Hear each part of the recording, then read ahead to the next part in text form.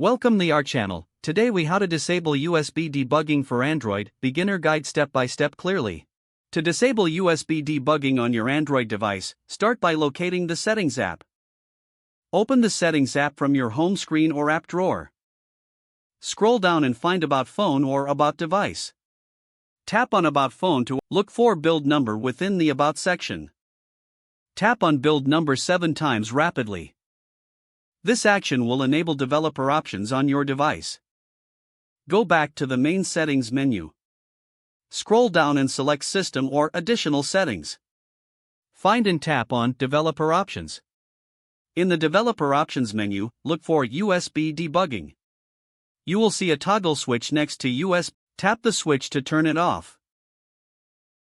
A confirmation prompt may appear. Confirm your choice. Once disabled, USB debugging is now turned off on your device.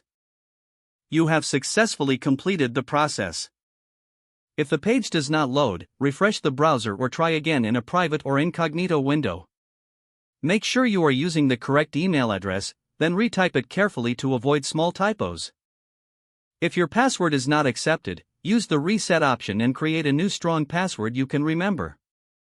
Check your spam folder for verification or security emails, then complete any requested confirmations. Enable two-factor authentication if available to improve account security and reduce unauthorized access risk. After signing in, review your profile details so your contact information and settings are accurate and current. If you see an error message, note it down and try again after restarting your device and internet connection. Log out when you finish, especially on shared devices, to keep your account and payment information secure. If the page does not load, refresh the browser or try again in a private or incognito window. Make sure you are using the correct email address, then retype it carefully to avoid small typos. If your password is not accepted, use the reset option and create a new strong password you can remember. Check your spam folder for verification or security emails, then complete any requested confirmation steps. Enable two-factor authentication if available to improve account security and reduce unauthorized access risk. After signing in, review your profile details so your contact information and settings are accurate and current.